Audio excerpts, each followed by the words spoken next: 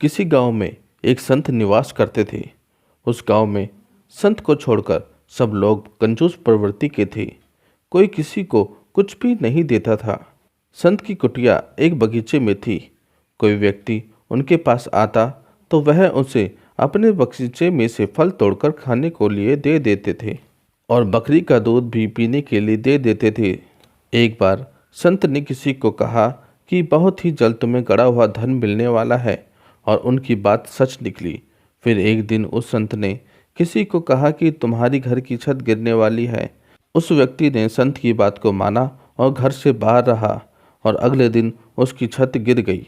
अब सभी के अंदर एक धारणा बन गई कि संत की कही हुई बातें कभी गलत नहीं होती। उसी गांव में एक अनाथ आश्रम भी था, जिसमें कुछ दिनों से बिल्कुल भी दान नहीं आया था, और वहां के बच्चे भोजन और वस्त्र के लिए तरस रहे थे। ऐसी स्थिति में वहां के अध्यक्ष संत के पास पहुंचे और उनसे विनती की, हे संत महात्मा, आपने आज तक जो भी कहा है वह सत्य ही हुआ है। मैं आपसे एक झूठ बोलने की प्रार्थना करता हूँ। आप बस इतना कह दें कि 3 दिन बाद प्रलय होने वाली है। संत बोले, ऐसा कैसे हो सकता है? झूठ तो झूठ ही रहेगा। इस पर व्यक्ति बोला, मैं जानता हूँ पूज्यवर, परंतु आपके एक झूठ से अनाथालय के अनेक बच्चों को जिंदगी मिल सकती है। संत बोले, मेरे झूठ बोलने से बच्चों का क्या संबंध? परंतु तुम्हें लगता है कि मेरे झूठ बोलने से बच्चों को भोजन मिल सकता है, तो मुझे सहर्ष स्वीकार है। दूसरे दिन संत ने किसी से कहा कि 3 दिन के बाद प्रलय होने वाली है। बात आग की तरह फैलती गई पूरे गांव में।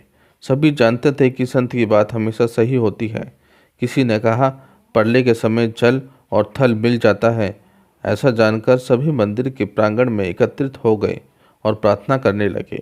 एक दिन पहले ही अनाथ आश्रम का अध्यक्ष मंदिर के पुजारी से मिलकर सारी बात बता चुका था।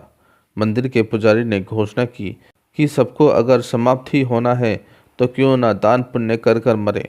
यह सुनकर सभी लोग अपने घर की ओर दौड़े। जिसने जो पाया, अन्न, धन, पशु, वस्त्र, सभी कुछ न कुछ दान किया। अनाथ आश्रम को भी दान दिए। फिर तीसरा दिन आया और चला भी गया।